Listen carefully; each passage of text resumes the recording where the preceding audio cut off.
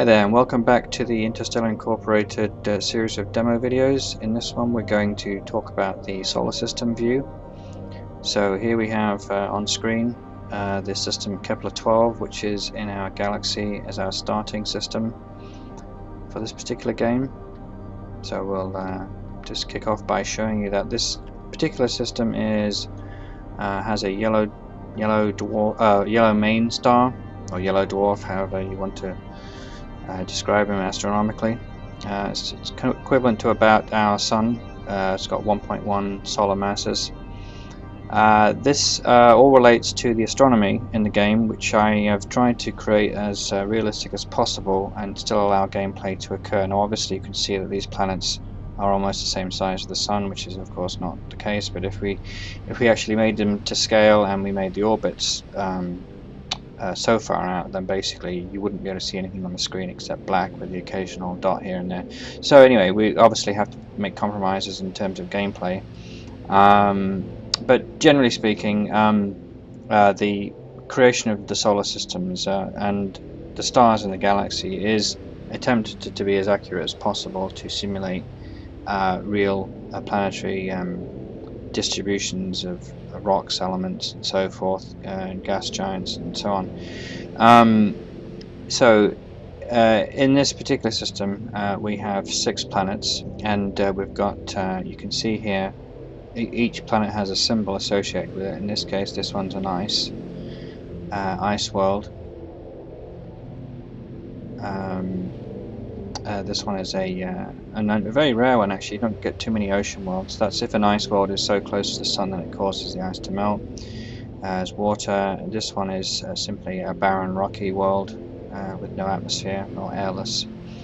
There's another ice world here and another rocky barren airless world here, but most importantly we have a home system here, which is by default called Prime, and this is a habitable world. I'm not going to click on it because I don't want to distract you with what's inside on the details view, so I only want to limit our discussion on this video to the solar system.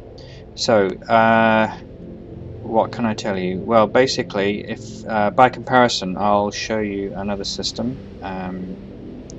So here's one I just explored here. You can see that this is a red dwarf, tiny red dwarf with only 2 planets.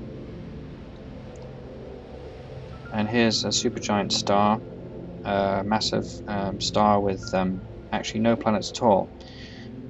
So many of the some of the stars don't have planets. That's to keep the game varied and not make it too easy. So there's planets literally everywhere. You've got to have some stars in the way, which basically are of no use to you, to create some extra challenge. And here's another system here with 5 planets in, another ocean world. A world which actually has a toxic atmosphere. That basically means it's unbreathable. Another ice world, and lastly here's another system here. This one actually has a gas giant in it, and amazingly we actually have a habitable world here, which is actually quite rare, but anyway you can see that they do pop up, so those are the ones that you really will want to grab before your competitors in terms of trying to settle them.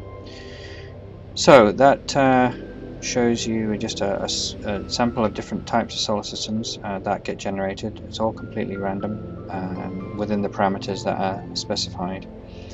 What are solar systems about? Solar systems are about looking to see if they have different resources on them that we can explore, and we can send ships to them to ferry goods from one planet to another. And this one here is actually, as you can see here, it's taxiing to the departure point. Let's just speed it along here. Here it goes. So off it goes. Interplanetary travel.